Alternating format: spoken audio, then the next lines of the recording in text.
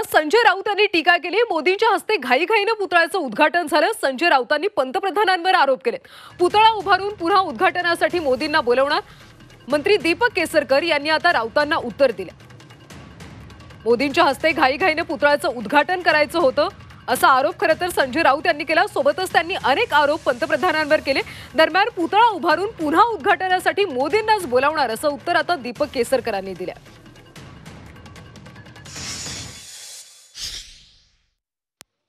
लोकसभा निवडणुकीच्या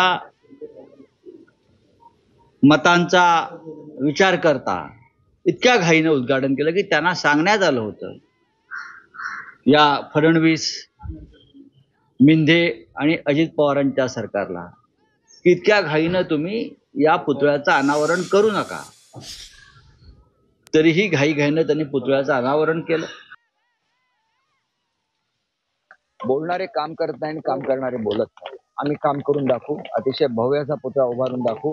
काल मुख्यमंत्री महोदयांनी आहे तसाच पुतळा पुन्हा एकदा उभारण्याची घोषणा केलेली आहे। पण आपण जर 100 फुटाचा पुतळा उभारला तर पुन्हा एकदा पंतप्रधानांना मालवणमध्ये निमंत्रित करता येईल आणि तो केवळ महाराष्ट्रात नाही तर राष्ट्राचा सन्मान आहे छत्रपती शिवाजी महाराज, तर तेवढाच तो भव्य असावा असं मला स्वतःला वाटतं।